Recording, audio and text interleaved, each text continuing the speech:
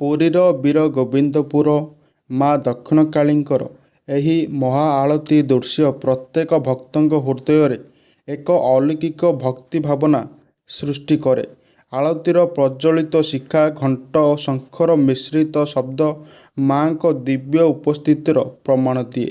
ମା କାଳୀଙ୍କର ଏହି ଉଗ୍ର ଓ କରୁଣାମୟୀ ରୂପ ଜୀବନର ସମସ୍ତ ବାଧାବିଘ୍ନକୁ ଦୂର କରିବାର ଶକ୍ତି ପ୍ରଦାନ କରେ।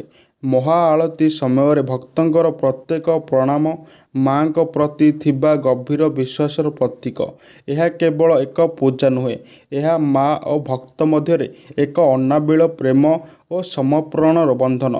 ଆଳତୀର ତାଳେ ତାଳେ ଭକ୍ତଙ୍କ ମୁଖରୁ ନିର୍ଗତ ଜୟ ମା କାଳୀ ଧ୍ୱନି ମନ୍ଦିରର ବାତାବରଣକୁ ଆହୁରି ପବିତ୍ର ଓ ଶକ୍ତିଶାଳୀ କରିଥାଏ।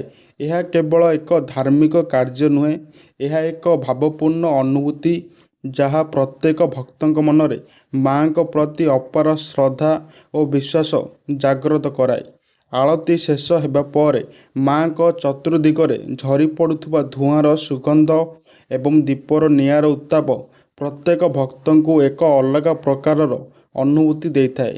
ଏହା କେବଳ ଚକ୍ଷୁରେ ଦେଖିବାର ଦୃଶ୍ୟ ନୁହେଁ, ବରଂ ହୃଦୟରେ ଅନୁଭବ କରିବାର କଥା। ଜୟ ମା ଦକ୍ଷିଣକାଳୀ।